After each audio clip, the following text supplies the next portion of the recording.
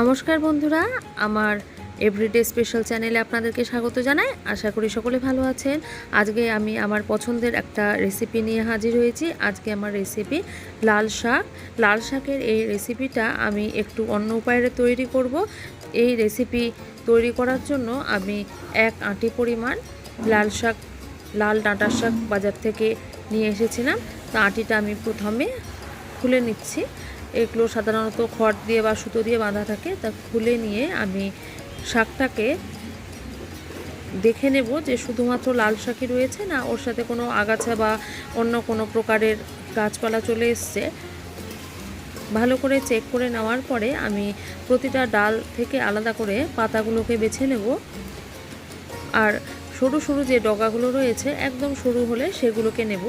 আর আমি বাকি ডগাগুলো কিন্তু ফেলে দেব না, সেগুলো দিয়ে অন্য একটা রেসিপি তৈরি করব, পরে আপনাদের সাথে অবশ্যই শেয়ার করব। দেখুন আমি একদম ছোট অংশগুলো নিচ্ছি। এবার অনেকগুলো শাক পাতা একসাথে জমা করে আমি একটা ছুরির সাহায্যে যতটা সম্ভব ছোট করে নিচ্ছি। কারণ এই লাল শাক একটু বড় বড় পাতা থাকলে অসুবিধা হবে না। দেখুন আমার শাক বেছে তারপরে কেটে নেওয়া হয়ে গেছে। আমি এখানে কিন্তু 1 আঁটি পরিমাণ শাকের জন্য আমি বেশ অনেকটা পরিমাণে কিন্তু রসুন নিয়েছি। আপনারা রসুন অপছন্দ করলে স্কিপ করতে পারেন বা পরিমাণটা কমিয়ে দিতে পারেন। আমি এখানে 15 কোয়া রসুন নিয়েছিলাম। রসুনগুলোকে আমি কুচি করে রাখলাম। আর এই লাল শাকের সাথে কিন্তু বাদামের কম্বিনেশন ভীষণ ভালো যায়। আমি বাদামগুলোকে কাঠখোলায় ভেজে প্রথমে খোসা ছাড়িয়ে কৌটোতে ভরে রাখি, সেই কারণে আমার বাদাম একদম বাছাই রয়েছে আর কাঠখোলাতে ভাজা রয়েছে। তো আমি এই বাদামগুলোকে একটু হাত দিয়ে দিয়ে ভেঙে দিলাম।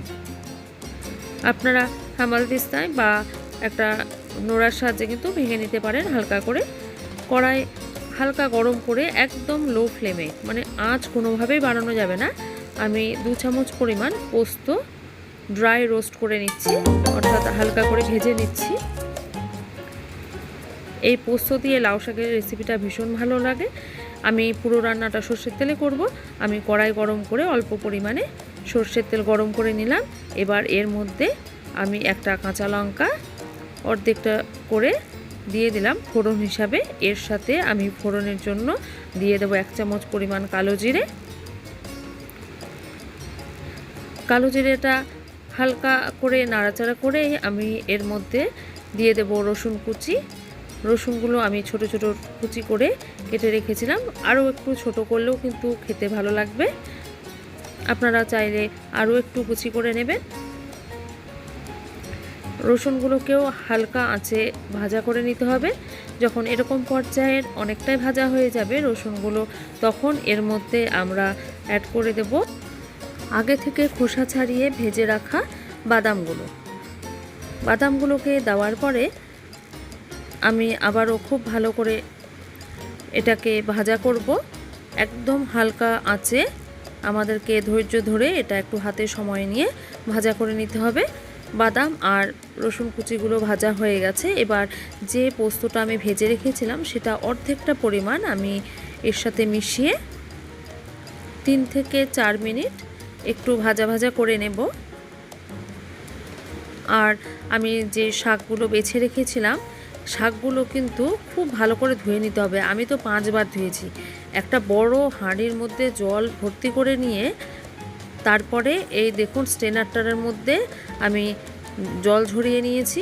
আবার এই স্ট্রেনারে আরেকবার করে ধুয়ে আবারও বড় হাঁড়ির মধ্যে বারবার করে 3-4 বার জল পাল্টে ধুতে হবে। এই শাকে প্রচুর বালি থাকে, ভালো করে না ধুলে কিন্তু খাওয়ার সময় বালি বালি করবে আর খেতে একদম ভালো লাগবে।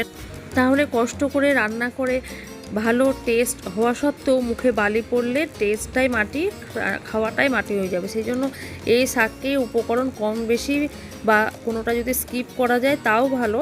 ধরুন পোস্ত বাড়িতে না থাকলে দিলেন না, বাদাম না থাকলে দিলেন না, কিন্তু শাক ভালো করে ধুতেই হবে।